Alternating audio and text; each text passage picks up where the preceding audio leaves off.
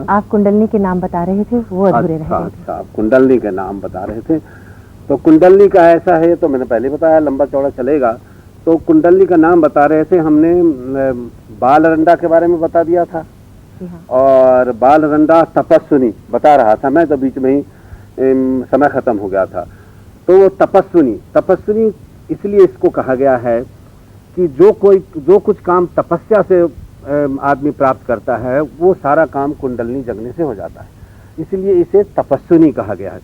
हमारे यहाँ रामायण में तुलसीदास जी से लिखते हैं कि तप बल रचई प्रपंच विधाता, और तप बल विष्णु सकल जगत त्राता, और तप आधार सब सृष्टि भवानी, और करई जाय तप यश दिय जानी। कहते हैं कि ब्रह्मा जो है कि तपस्या के बल से ही सारी सृष्टि को करता है, और विष्णु तपस्या के बल से ही सारे इसका पालन पोषण करता है। और तप बल शंभु करई संहारा, और तपस्या के बल से जब सृष्टि खत्म होती है तो शंकर इसको संहार करता है, अर्थात एकदम फिर से खत्म कर देता है। किसी को विनाश करने के लिए भी ताकत चाहिए, ऐसे नहीं है कि बिना ताकत के खत्म हो जाए। तो और तप आधार सब सृष्टि भवानी, और करई जाई तप असजिया जानी। तो नारद जी ने उपदेश दिया, हे पार्वती, अगर तुम्हें शंकर जी का अगर चाहिए जैसा पति, तो जाके तुम तपस्या करो। तो एक कुंडलनी के जगने से काफी शक्ति, महान शक्ति आ जाती है। और ब्रह्मा जब सृष्टि करने लगा तो उसे भी ताकत नहीं थी, तो ब्रह्मा ने बड़े भारी तपस्या की। तो उसमें तप दो शब्द उसके कानों में आया कि तप। जब असहाय होगा कि भाई करूं क्या, कैसे करूं सृष्टि, उसको कुछ समझ में नहीं आ रही थी, तो आकाशवाणी हुई तव और पप। तो वो दो शब्द उसके कानों में आई, तो उसने सृष्टि रचना शुरू कर दी ब्रह्मा ने। तो तपस्या से सब कुछ मिल जाती है। विश्वामित्र ने तपस्या के बल से ऐसी कुंडलनी जगी थी, जिसकी वजह से उसने सृष्टि करना शुरू कर दी, उसने विश्वामित्र ने। तो इसलिए कुंडलनी के वजह से सारी कुछ मिल जाती है, इसलिए इसे तपस्विनी कहा है। बालरंडा तपस्विनी। अब आगे नाम इसका सती भी कहा है। मैं 16 नाम बताए थे ना, तो सती भी इसे कहा है। अब सती के लिए बताया है हमारे यहाँ शास्त्रों में, सती के लिए तो बहुत कुछ बताया है कि सती में इतनी ताकत होती है। आपने सुना होगा कि एक कहते हैं हमारे यहाँ पूर्व काल में एक कहानी है कि एक स्त्री थी, वो अपने पति को, उसका पति था क्या कहते हैं कोढ़ थे उसके, और अपने पति को ले जा रही थी वो, तो किसी ऋषि के शरीर में छू गई, तो उसने श्राप दे दिया कि जा, जिसको तुम ढोए हुए जा रही है, जो सुबह होते हुए तुम्हारा ये पति मर जाएगा, सूरज होते हुए। तो उसमें इतनी शक्ति थी कि उसने कहा था सूरज होते उदय होते हमारा पति मर जाएगा। मैं कहती हूँ अगर मैं सचमुच के सती हूँ तो कल सूरज उदय ही नहीं होगा। अब बड़ी मुसीबत हो गई, सूरज उदय ही नहीं होगा। अब सारे देवता आए, बड़ी मुसीबत हुई। फिर अनसुईया जो बहुत सती मानी गई हैं, ब्रह्मा और विष्णु और शंकर तीनों को बालक बना लिया है, इतनी उनमें शक्ति थी। पर अनसुईया ने उनसे प्रार्थना करी कि हे सती, तुम ऐसा करो कि तुम जो उनके जो शब्द है, श्राप है, वो तो होगा ही, सवेरे तुम्हारा पति जरूर मर जाएगा, लेकिन मैं अपने सतीत्व से तुम्हारे पति को फिर से जला दूंगी, इसलिए तुम सूरज को उदय होने दो। तो कहते हैं कि फिर वो सूरज उदय हुआ और अनसुईया ने अपनी सतीत्व से उसके पति को फिर से जला दिया। अर्थात सती इसलिए बताई गई है कि कुंडलनी जग जाने पर ऐसी कोई सी दुनिया में ताकत नहीं है जो कि इससे न हो पाए। अर्थात असंभव कार्य जो है वो सारे संभव, प्रकृति के खिलाफ, अर्थात सारे प्रकृति हम लोग जितनी है सब प्रकृति क्या होती है, लेकिन उसके खिलाफ चलने की ताकत किसमें हो जाती है, जब कुंडलनी जग जाती है। इसलिए इसे सती कहा गया है। और कबीरदास जी ने इस कुंडलनी के बारे में और स्त्रियों के बारे में मिला जुला करके और साड़ी और चुंदी के बारे में बहुत सारी चीज़ें बताई है। तो वो कुंडलनी के बारे में लोगों को जल्दी समझ में नहीं आता है, लेकिन मैं आपको बताता हूँ। एक उनका भजन है, आप कहें तो मैं सुना दूँ। जरूर सुनाइए। उसमें लिखा है कि चुंदरी में दाग कहाँ से लागा। कहते चुंदरी बोला है शरीर को कि चुंदरी में दाग कहाँ से लागा, कि यह चुनरी है रंग महल की, कि रही खुटरी में टांगा, और दो दो सिपहिया पहरा दे तुम्हें, कि सासन नद घर जागा, सुंदरी में कि दाग कहाँ से लागा, सुंदरी में कि दाग कहाँ से लागा। अब अर्थ इसका मुसीबत होता है। कहते हैं यह चुनरी है रंग महल की। रंग महल, उन्होंने इस शरीर को भी रंग महल कहा है। एक दफे हमने बताया था कि सयानी कसी गए मैना लरी थी, कि रंग महल के 10 दरवाजा, कि ना जाने कौन खिड़की खुली थी।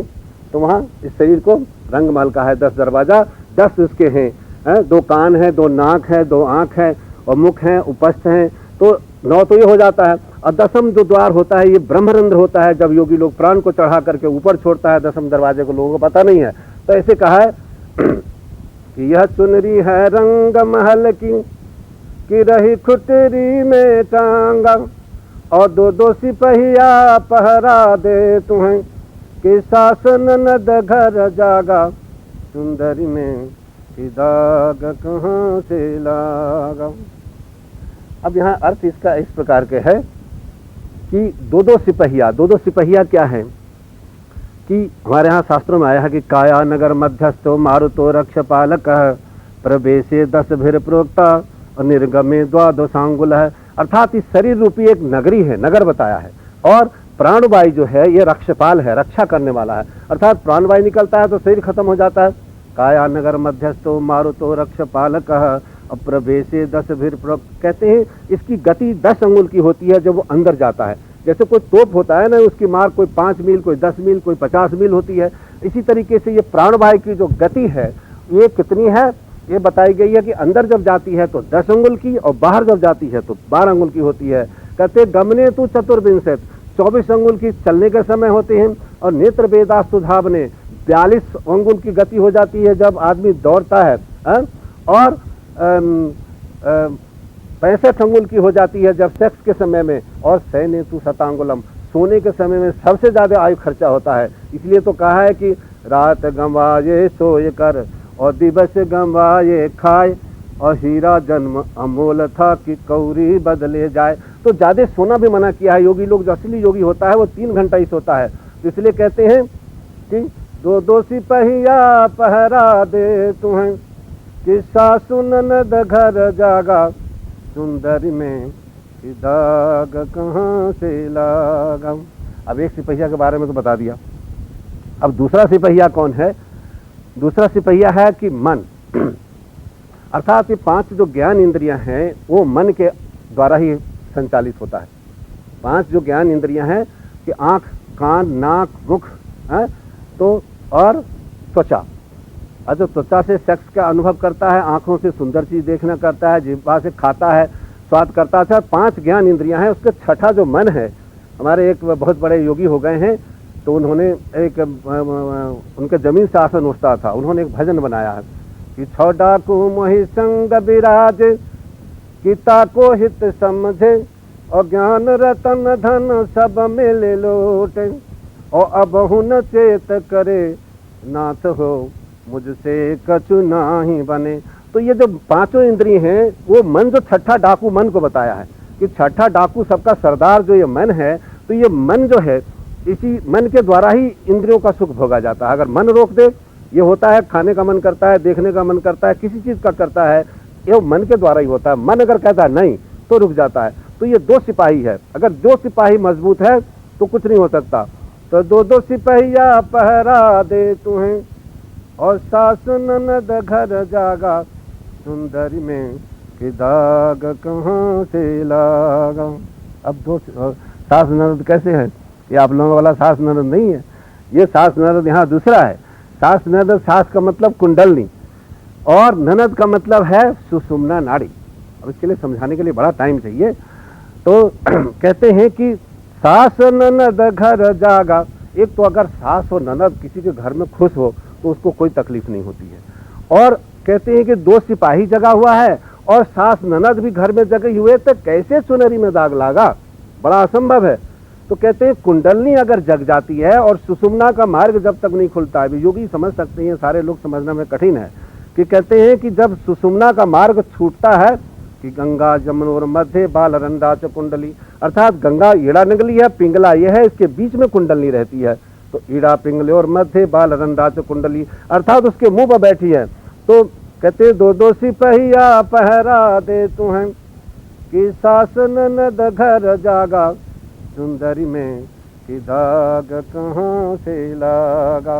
अर्थात जब कुंडलनी जग जाती है सुषुम्ना का मार्ग खुल जाता है, प्राण को बस में कर लेता है, मन को बस में कर लेता है, तो शरीर में दाग नहीं लग सकता। अर्थात बार बार जो जन्मता है मरता है उससे छुटकारा मिल जाता है। अर्थात कुंडलनी को यहाँ बताया है, कबीरदास ने कुंडलनी को बताया है कि दो दो सिपहिया पहरा दे तुम्हें, कि शासन नद घर जागा। जागा, जागा मतलब कुंडलनी, मूलाधारे आत्मशक्ति कुंडली पर देवता, और सहिता भुजगाकार सार्धया त्रिबलान्विता, यावत सा निद्रता देह, अर्थात जब तक वो सो रही है, तावत जीव पशुर्जथा अज्ञानम न जायते तावत कोटि योगम समबसेत, अर्थात करोड़ों प्रकार का योगाभ्यास कर ले, जब तक कुंडलनी जगती नहीं है तब तक उसे ज्ञान नहीं हो सकता, अर्थात पशु के समान रहता है। इसीलिए कहते हैं कि शासन नद घर जागा, सुंदरी में कि दाग कहाँ से लागा, कि सुंदरी में दाग कहाँ से लागा। मतलब टाइम खत्म। स्वामी जी, आप इसके साथ ही कार्यक्रम का समय समाप्त हो रहा है और हम आपका यहाँ आने के लिए बहुत बहुत धन्यवाद करते हैं।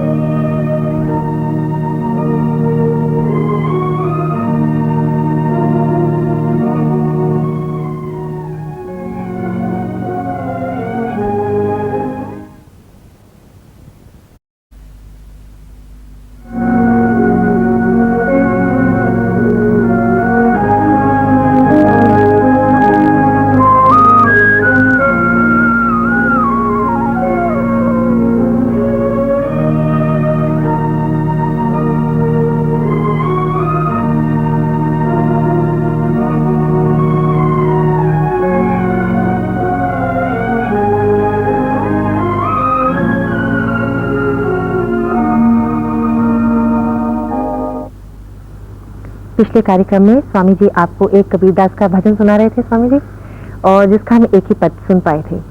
हमें भी भजन बहुत अच्छा लगा, आशा है आपको भी अच्छा लगा होगा। स्वामी जी अब आगे का भजन पूरा कर दीजिए।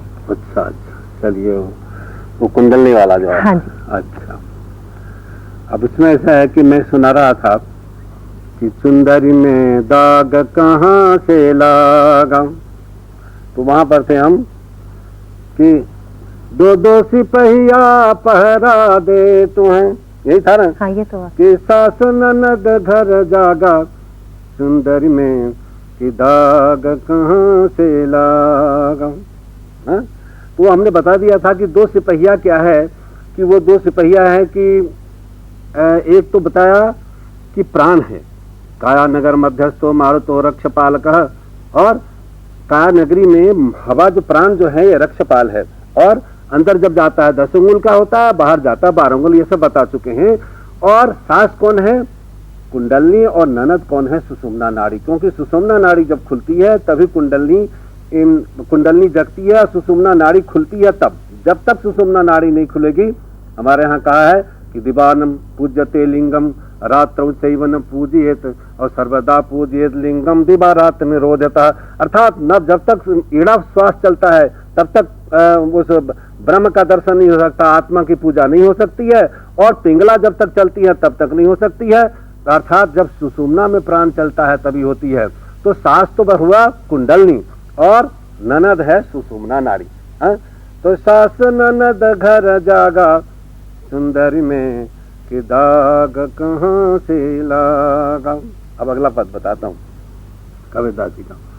कहते हैं इस चुनरी के ना दरवाज कि दसम में ताला लागा, और कौन द्वार से चुरवाया, कि दाग लगा के भागा, सुंदरी में कि दाग कहाँ से लागा।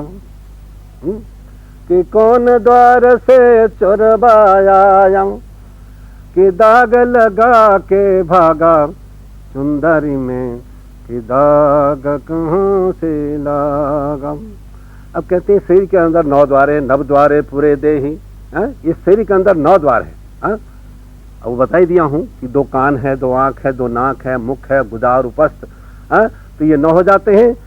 और कहते हैं कबीरदास जी कि दसम में ताला लागा। दसम द्वार ब्रह्मरंध्र है, केवल योगी ही उस द्वार से प्राण को छोड़ता है। और अगर किसी और द्वार से प्राण अगर जाता है तो उसको फिर से पैदा होना पड़ता है। अर्थात नीचे के द्वार से, मल मूत्र द्वार से अगर कोई प्राण जाता है, आप कभी देखते हैं कोई मरता है तो आंख यूं हो जाता है, कोई मुख से झाग निकलता है तो मर जाता है, किसी को देखते होंगे कि टट्टी निकल गई तो मर गया, पेशाब निकल जाता है मरने के समय में, तो किसी का कान से खून निकल जाता है। अर्थात ये 9 द्वार हैं, इसी से प्राण निकलता है। अब जिन्होंने सारे बताया, कबीरदास जी ने कहते हैं कि कबीर का कहा गावे तो तीनों लोक में धक्का पावे। अर्थात बुझेगा कोई नहीं तो धकेल देगा, भाई जा क्या गा रहा है, पागल है। और कबीर का गाया बुझे तो तीनों लोग सूझे। तो यहाँ बुझिए, केवल गाना सुनने से नहीं होगा। तो कहते हैं उसका कि इस चुनरी के 9 दरवाजा और 10 में ताला लागा, और कौन द्वार से चोरवाया, कि दाग लगा के भागा, चुंदरी में कि दाग कहाँ से लागा। अर्थात जब शरीर प्राण छूटता है तो किसी को देखने की इच्छा होगी तो भी पैदा होगा, किसी को खाने की इच्छा होगी तो भी पैदा होना पड़ेगा। हमारे यहाँ शास्त्रों में आया है कि देहावसान सम्ये चित्ते यद यद विभावयेत और तत्तदेव भवे जीव इत्येवं जन्म कारणम। अर्थात आदमी पैदा क्यों होता है? सवाल आता है कि आदमी क्यों पैदा होता है? कि देहावसान समय, शरीर छूटने के समय में उसके मन में जो चीज रहता है, सारी जिंदगी में सबसे ज्यादा जिसमें उसका मन लगा होता है, स्त्री में लगा होगा तो स्त्री हो जाएगा, पुरुष स्त्री हो जाएगा। कुत्ता में अगर टोनी में लगा हुआ, टोनी वो टोनी ही हो जाएगा। और किसी को अपने पति में मन लगा रहेगा तो स्त्री पति हो जाएगा, पत्नी का मन अगर लगा है पति में तो पति, और पत्नी का मन स्त्री में लगा तो स्त्री। देहावसान, अकाट्य बात है ये, उपनिषद की बात बता रहा हूं मैं, अपने मन से नहीं कुछ कहता। देहावसान समय चित्ते यद यद विभावयेत और तत्तदेव भवे जीव इत्येवं जन्म कारणम। जन्म क्यों होता है? कि जहां पर मन उसका लगा होता है, जैसे कैमरे के सामने बाघ आएगा, सांप आएगा, हाथी आएगा, बैल आएगा, कुत्ता आएगा, दुश्मन आएगा, मित्र आएगा, जैसे क्लिक किया वही आता है कैमरा में। जब मरता है आदमी तो सबसे ज्यादा जो प्रिय चीज, जिसमें ज्यादा उसका मन लगा रहता है, जो जिंदगी में ज्यादा किया हुआ होता है, वही चीज सामने आ जाता है और आदमी मर जाता है और वही पैदा होता है। तो इसलिए कहते हैं कि कौन द्वार से चोरवाया, कि दाग लगा के भागा, चुंदरी में कि दाग कहाँ से लागा। अर्थात ये 9 द्वार से आता है, और 10वां द्वार केवल कुंडलनी को जगा करके, प्राण सुषुम्ना बाहिज होकर के, और ब्रह्मरंध्र से जो प्राण को छोड़ता है उसे सायुज जो मोक्ष मिलता है, अर्थात फिर वो पैदा नहीं होता। तो इसलिए कहते हैं कि कौन द्वार से चोरवाया, या किसी अगर देखने की इच्छा, सुंदर चीज, स्त्री को देखने की इच्छा, जानवर को देखने की इच्छा, देश देखने की इच्छा, किसी चीज की इच्छा अगर रह गई आपके, अर्थात इन 5 ज्ञान इंद्रियों की इच्छा अगर रही, फिर से पैदा होना ही पड़ेगा, निश्चय है। तो कहते हैं कौन द्वार, चोरवा मतलब किस द्वार से प्राण निकाल के चला गया, कि दाग लगा के भागा, चुंदरी में दाग कहाँ से लागा। अब आखिरी वाला बताता हूँ, नहीं तो आप कहेंगे सारा मैं कबीरदास के भजन में टाइम खत्म कर दिया। आखिर कहते हैं कि इस चुनरी को धोवत धोवत, कि धोवत धोवत था कम। ध्यान दीजिए इस पर। इस चुनरी को धोवत धोवत और धोवत धोवत था कम, और कहत कबीर दाग जो छुटी हैं, कि नेह पिया से लागा, सुंदरी में कि दाग कहाँ से लागा। कि नेह पिया से लागा, सुंदरी में नेह पिया से लागा, सुंदरी में कि दाग कहाँ से लागा। अब इसका मतलब यह है कि आदमी पैदा होता है, मरता है, पैदा होता है फिर मरता है, पैदा होता है फिर मरता है। कहते हैं कबीरदास जी कि इस चुनरी को धोवत धोवत, अरे बार बार पैदा होते, बार बार मरते, बार बार पैदा होते हैं, बार बार मरते हैं, कि धोवत धोवत था का। कबीरदास कहते अब थक गया हूँ। और कहीं कबीर दागयों छुटी हैं, कि नेह पिया से लागा, सुंदरी में कि दाग कहाँ से लागा। अर्थात जब कुंडलनी जग जाती है और ब्रह्मरंध्र का रास्ता खुल जाता है, मोक्ष मिलता है, अर्थात उस जो कुंडलनी जो है वो शक्ति है, वो शिव से ब्रह्म से जब मिलता है, अर्थात जीवात्मा जब उस परमात्मा से मिल जाता है, उसी का अंश है जो आया हुआ है इस संसार में, हा? तो कहते हैं कि जब उसमें मिल जाता है, जिसका प्रेम उसमें हो जाता है, उसका ही जन्म मरण छूट जाता है। तो ये छोटा सा भजन में उन्होंने ज्ञान, भक्ति, वैराग और योग सबको डाल दिया है। इसलिए मैंने कहा था कि कबीरदास का भजन वही समझ सकता है जिसमें पूर्ण ज्ञान भी हो, भक्ति हो, वैराग हो और योग हो। हाँ, अगर योग नहीं होता तो वो कुंडलनी के बाद इसमें कोई दूसरा नहीं समझ पाता। जिनसे मैंने ये भजन सुना उनको भी ये अर्थ नहीं आता था। अर्थात जब तक कि योग का ज्ञान नहीं होगा तब तक कबीरदास जी का सारे भजन का मतलब नहीं लगेगा। तो सुंदरी में दाग कहाँ से लागा,